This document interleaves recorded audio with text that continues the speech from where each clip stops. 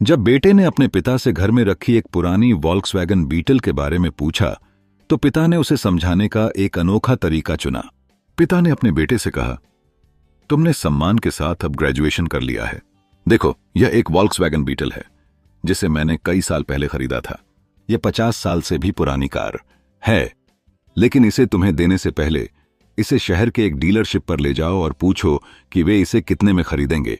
बेटा डीलरशिप पर गया और वापस आकर बोला, उन्होंने केवल 2000 पेसो, दक्षिण अमेरिका में प्रचलित मुद्रा, की पेशकश की, क्योंकि यह बहुत पुरानी और इस्तेमाल की हुई लगती है।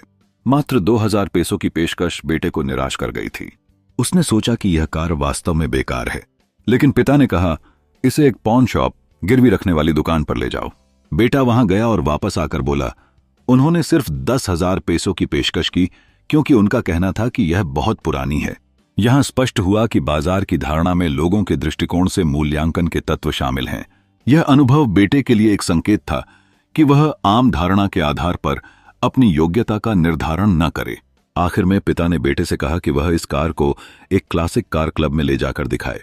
बेटा क्लब गया और वापस आकर बोला, वहां कुछ लोगों ने मुझे 10 लाख से 20 लाख पेसो तक की पेशकश की, क्योंकि यह कार बहुत दुर्लभ है और क्लासिक कार क्लब के सदस्यों के बीच इसकी बहुत मांग है।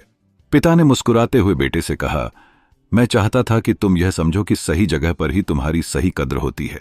यदि कोई तुम्हारी कद्र नहीं करता तो कभी नाराज मत होना। इसका मतलब सिर्फ इतना ही है कि तुम गलत जगह पर हो।